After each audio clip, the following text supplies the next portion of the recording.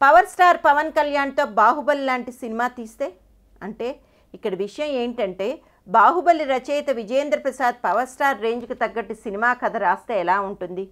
ఇక విజయేంద్ర ప్రసాద్ రాశాడంటే దానికి తనయుడు రాజమౌళి దర్శకత్వం వహించినట్టే.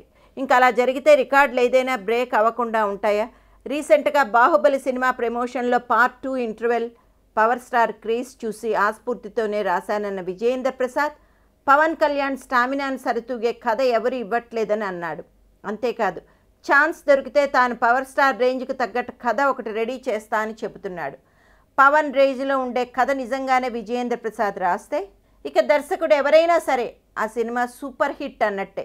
2018 ముగిసేలోగా వరుస సినిమాలు చేయాలనే ఆలోచనలో ఉన్న పవన్కు ఆలోగా విజయేంద్ర ప్రసాద్ కథ అందించగలడా లేదా అన్నది చూడాలి.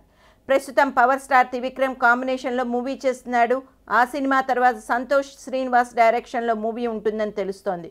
సో మొత్తానికి విజయేంద్ర ప్రసాద్ మాట్లాడిన ప్రతిసారి పవన్ ప్రస్తావన తెచ్చి తన మనసులోని మాటను వ్యక్తపరిచాడని అంటున్నారు. పవన్ పవర్ ఏంటో చూపించే కథ రాస్తా అని విజయేంద్ర ప్రసాద్ అన్నట్టు ఇండస్ట్రీ టాక్.